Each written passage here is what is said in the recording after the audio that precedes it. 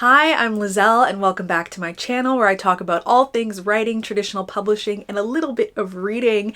And today I thought it would be fun to react to viral or popular writing advice. So I am, if you're new to the channel, I'm a traditionally published author. I have published so far 4 YA fantasy slash horror slash sci-fi slash thriller books in different genres, and I've also published 1 separate IP project book. So I've published thus far actually 5 books, and I have more coming up. And so yeah, I feel like I've spent a lot of time both writing and publishing in traditional space, and I kind of just wanted to see what sort of advice is like viral or popular and give you my opinion on it. Again, this is just my opinion. You can have a different opinion. In fact, you should, and you're very welcome to it.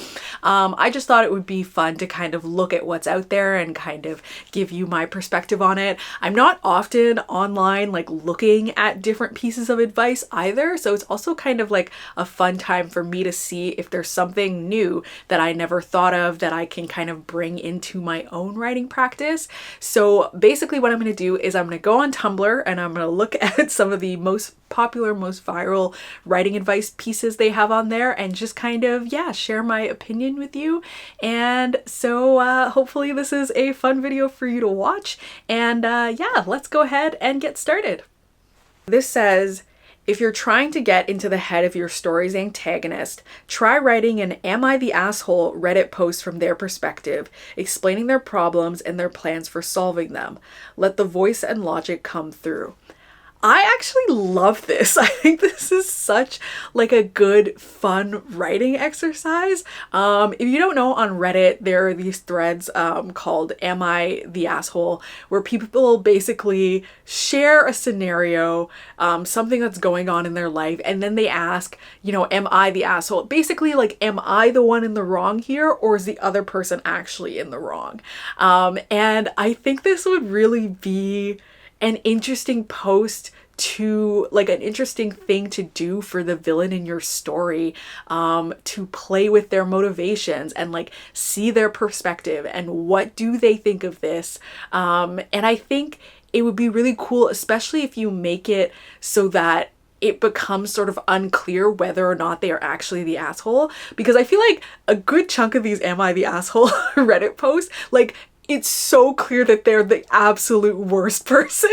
Like, it's just really obvious that they are in fact very much the asshole. And maybe for some stories that's the way it works, but I think if you're wanting to do like a more complicated villain, having a sort of like post where it's kind of like some people might agree, some people might disagree, I think that could be really cool. And I think even thinking like in the exercise, like even going further and thinking about people responding to that post, like the sort of people that might agree with them and be like, no, you're not the asshole, and the sort of people that would be like, no, you definitely are the asshole. Like, even doing that, I think could be really cool in giving you ideas about the sort of other characters in the story. And like, obviously the protagonist, the hero, is going to be in opposition to the point of view of that person. And so like having like their kind of response being like, no, you are the asshole, or even like them like agreeing could be interesting.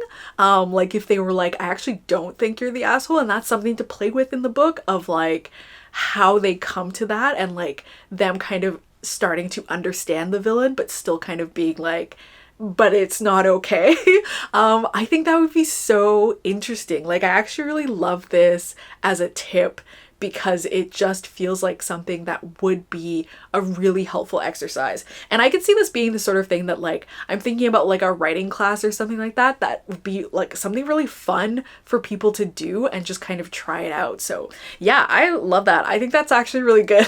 And I feel like I'd be tempted to like do something like that in the future just because I think that's so fun. This next one says, if you're having writer's block, read. Consume media. I feel like I don't hear that given enough as advice for writer's block. Just read, watch TV, movies, find inspiration in media. Writer's block is a lack of inspiration, so go collect more. This is, I feel like I feel of 2 parts of this. I feel like writer's block as a syndrome is so varied from person to person. And I feel like that's kind of the difficulty with it, is it kind of really depends on what your issue is. Is the issue that you just can't write anything? And I feel like sometimes, is that because of a lack of inspiration, or is that because this particular story isn't working for you, or is it because there's a problem in the story and you don't know how to solve it? That sort of thing. I feel like this so depends on what your issue is with this writer's block situation. Or are you having a crisis of sort of how you feel, like self-esteem? Like, are you suddenly feeling overwhelmed with like, can I do this, or is this something that I can manage? And I don't know necessarily that like going into media is always going to help with that, or if it's necessarily a lack of inspiration. But I mean, on the other hand, maybe that is what it is. Maybe you feeling self-conscious about your work, maybe with the right inspiration, you could push past that self-consciousness and like get back into it. If you have a problem to solve, consuming media maybe helps you generate ideas and think of a way to solve that problem.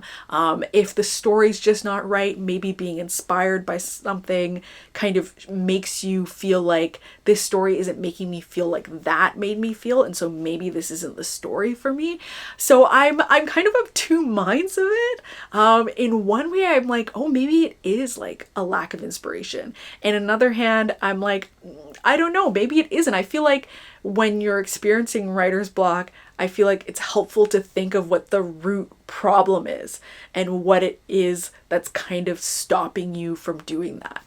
But I think if you don't know what the root problem is, maybe like finding inspiration in media can be really helpful. For me personally, I don't really often have writer's block. Usually I'm like, there's some sort of problem, but I'm just being lazy. Like, I don't actually feel like I am unable to write. Like, if I sat down and did it, I would do it. And so sometimes it's honestly just me being lazy, or like tired or worn out or whatever, in which case I just need to take a break. For me, I often find the solution to any sort of block to be that I need to take a break, and I just need to not do it for a little bit and then come back to it after. But if I'm having a problem, I do think that reaching out to different sources of media and like reading and watching things can be really helpful in kind of bringing that inspiration in and like giving me ideas for different things and seeing that sort of thing. So for me personally, I do find that to be really helpful, the break and the media consumption. And so I do feel like that can be really helpful. I think the only thing that I don't find particularly helpful for any sort of block is like forcing yourself to do the thing. I feel like that just escalates things and kind of makes things worse. You know, yeah.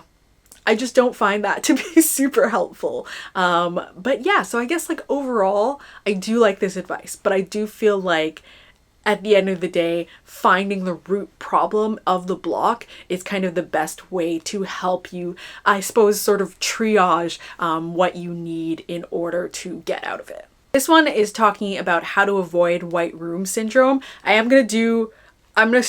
have like headers, so I'm gonna say the header and then I'm gonna do a little bit of summarizing just so I'm not here reading forever. But again, I will have all of these posts like either in screenshots on the screen or like linked however I decide to do it, and so you can take a look at them and see them later.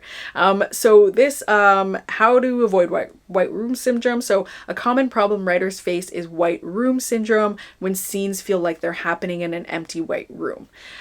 So their tips for this are focus on a few key details, so you don't need to describe everything in a scene, just memorable details to help set the scene. Engage the senses, so focusing on all 5 senses, like what do they hear, smell, even taste. Mix descriptions with actions, so have the characters interact with the environment, have them move around, touch things, that sort of thing, so they're not just standing there statically. and use the setting to reflect a mood or theme.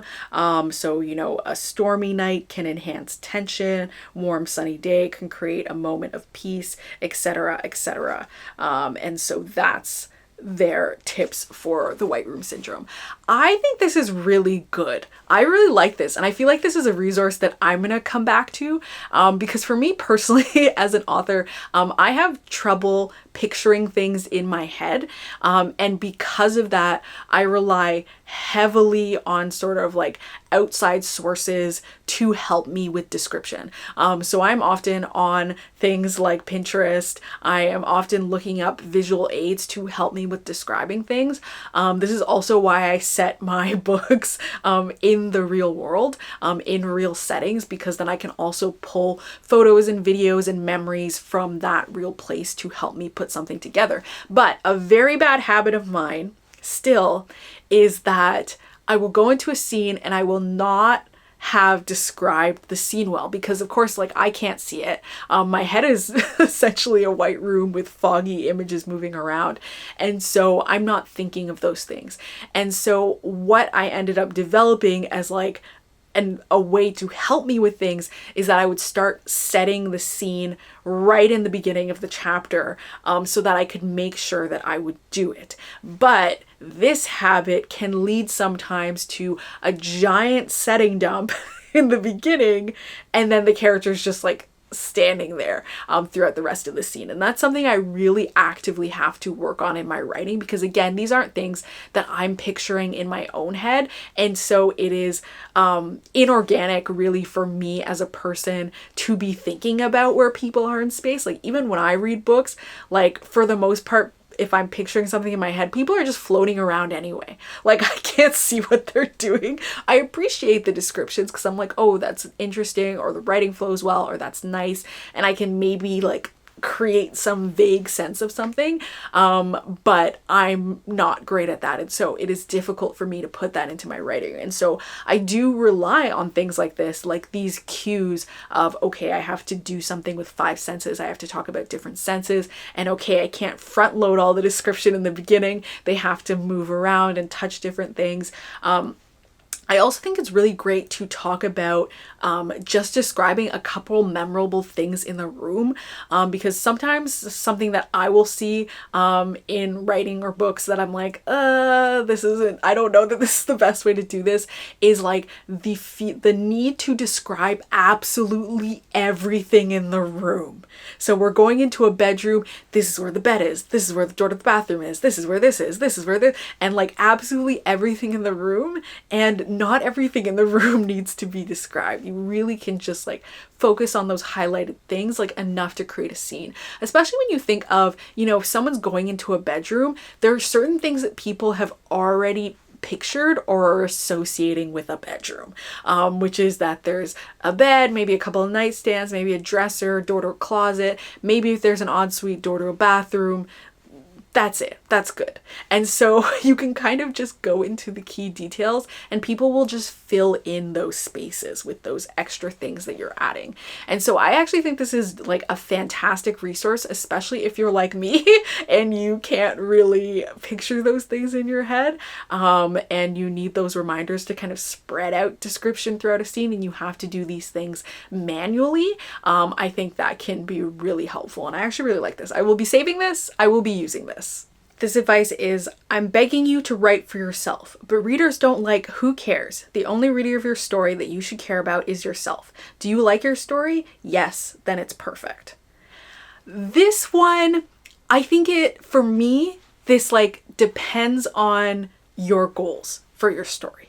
If you are just wanting to write, then absolutely. Check mark. I totally agree with this advice.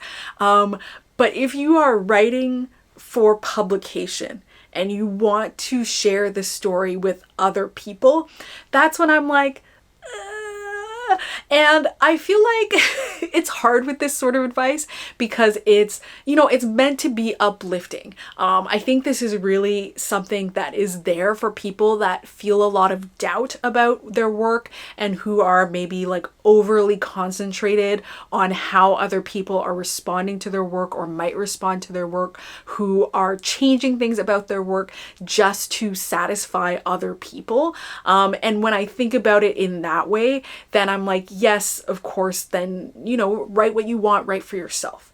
But when I think about it, I suppose on a wider scope, that's when I think I find myself disagreeing a little bit. And I mean, not a little bit, actually a lot. I'm trying not to feel mean about it. But I just think, I feel like sometimes there is a difference between being kind and being precious. And sometimes I think, especially with artists, sometimes I think people are precious instead of kind, if that makes sense. And so to me, kind, I think, is like, don't sacrifice the heart of your story for someone else. But I think to only write for yourself when you are in fact writing something that you want to be consumed by other people, I think to act like you shouldn't think about them at all is a little precious to me. And again, I don't think that's what this person means. I'm not coming for them. I think probably the heart of what they're getting at is to not be overly concentrated on what you think other people want from your writing, and instead to write what makes you feel good. And I'm just like thinking about another layer, which is the thought of, you know, only writing for yourself, when you are in fact wanting an audience to consume it. And I think it's really, I guess it's a difference between writing for yourself and being self-indulgent. So, you know, writing for yourself, liking your story, like you might like dumping the entirety of your description right at the beginning of the chapter, or you might like having chapters that are just filled with just pure dialogue and nothing else. And you might like that. And that's cool. And that's great.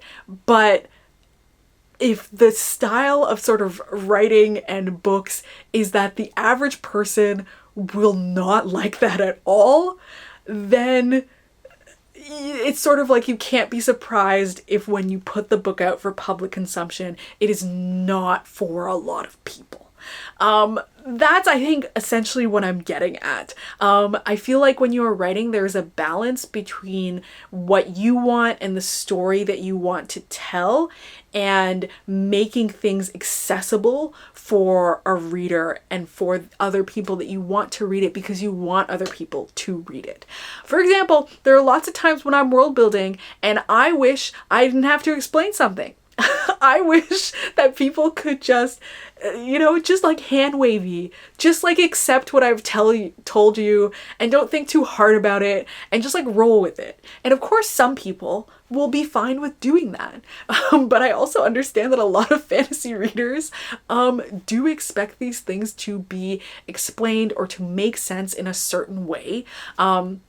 And so sure, I could just write for myself and do it anyway, but I want people to consume it. I want people to have an enjoyable experience with it. And so even though I wish you'd just hand wavy it, I'm gonna explain it more. I'm gonna figure out a way to make it accessible to you as the reader, because again, I want other people to read it and enjoy it. And so that's kind of like the flip side of that. And I do feel like this whole thing, I'm definitely like playing devil's advocate again. Do not feel like that's what this person meant, but I do feel like it's important to keep your reader in mind and to keep your audience in mind. To keep them in mind, but to not let them dictate, if that makes sense. So not letting readers dictate the story, but keeping their perspective in mind, especially when your goal is for other people to read and enjoy it. So hopefully that made sense and wasn't too convoluted. This one's for the scenes with multiple characters and you're not sure how to keep everyone involved. Writing group scenes is chaos. Someone's talking, someone's interrupting, someone's zoning out, thinking about breadsticks, and if you're not careful, half your cast fades into the background like NPCs in a video game. So their big advice is, and I'm summarizing someone, their big advice is give everyone a job in the scene. Not their little job, like not everyone needs to be solving crime or casting spells. I mean, why are they in this moment? What's their role in the conversation? And then they have some examples of some things that you can do, like a driver, instigator, voice of reason, so etc., etc. And then they say if a character has no function, they'll disappear. Give them something, even if it's just a side comment, a reaction, or stealing fries off someone's plate. Keep them interesting and your readers will stay interested too. I actually really love this, and I think this is a great piece of advice and kind of a great point, because I feel like this is something that can come up a lot, and it's certainly something that I think about when I'm reading. I do a lot of head empty reading. I don't think there's anything wrong with reading with your head empty, but I feel like this is something that I find frequently stands out to me in certain scenes. So sometimes I'll be reading a scene and I'm, you know, they've like listed some characters that are in part of the scene and you know, 2 characters will be talking and then all of a sudden there'll be like 3 characters walked off and I'm like, wait, you were in this room? I was like, what are you doing? Why were you here? What were you doing in this room? What was happening? Like, what is your thing here? And I feel like this is like a great important thing to think about and to have in your mind. And I think this like idea of like giving everyone a job, like that really clicked in my head as like such a good revelation and a good thing to be thinking about. And I'm like, yes, give them all a job, give them something that they're doing, something of course that's related to their personality and relevant to their personality, but it's helpful to think of these things because it's true. If one character is never saying anything, never doing anything, they will disappear. They will 100% disappear. And then when they reappear later, it's going to be like, what's happening? I also think this is a great moment because I think this also helps you understand if a character needs to be in a scene, because sometimes not everybody needs to be there. Not everybody needs to be involved. And I think sometimes there are situations where logistically you feel like a character needs to be there, but they're not doing anything. And I think this idea of like giving them a job is really, really helpful. And I feel like this is something I'm going to keep in mind too, thinking about, you know, books that I have with larger casts and having them do something different and having them do something in the scene.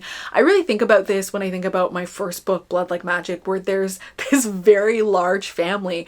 And I did have to frequently make sure that everyone was doing something. So there would be times where they'd be having dinner and I was like, everybody needs to like talk or say something. And in fact, there was one character who regularly kind of didn't have as much to say, and that is a character I ended up cutting.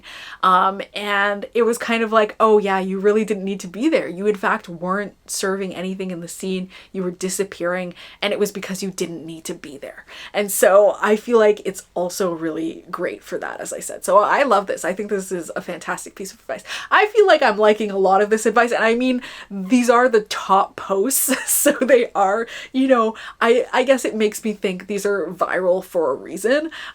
So I'm agreeing with a lot of them, but yeah, I just think these are great. I'm now just like excited about sharing these with you and also about discovering them myself because I think a lot of these are so good. And I think this is a good one to end on. So this one says, don't abandon your writing. It's pretty common to lose love for a project at some point during the writing process.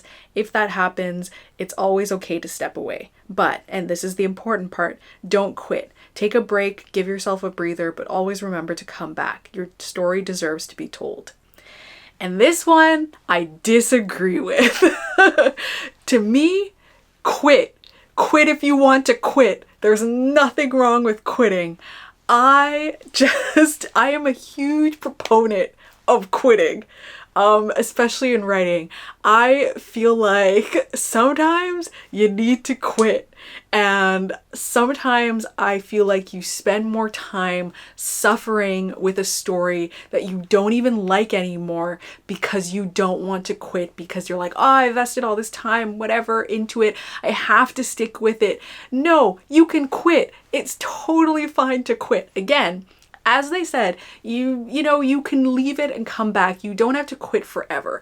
But I think sometimes even the idea of I'm just going to take a break and then I'm going to come back to it, I feel like that can create its own sort of pressure. And I feel like the idea of thinking that like, I've got to finish this, I got to finish this, I got to finish this, I feel like that can become so shackling and can hold you down so hard.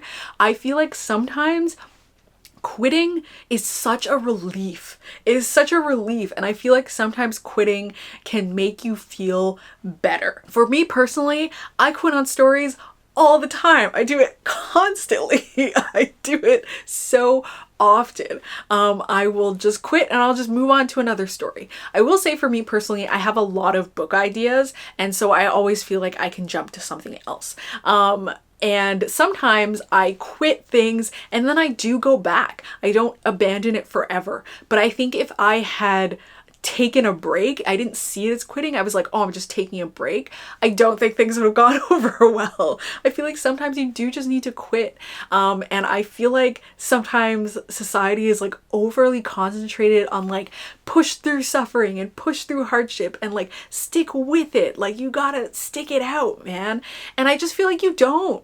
You really don't. So if you have a project and you have been wanting to quit, and you need permission from someone, again, you don't need permission from someone, but if you feel like you need permission from someone, I am telling you right now that it is okay to quit. It is absolutely fine to quit. When I finished writing my first book, I queried it very poorly and did not get any responses from anyone. I quit. I was like, I'm done. I'm done. And that was really freeing for me. And I did come back to writing because it's just something that I love and I enjoy. I came back to it. I wrote other stories. As I said, I've now published 5 books. Things worked out. I just feel like sometimes you need to quit something. And if you really love it and it's really for you and it's really something that brings you joy, then you will come back to it. And I feel like it's the same for stories. I feel like sometimes you just need the freedom to move on to something else, to try something else, no matter how much time and effort that you have invested into it.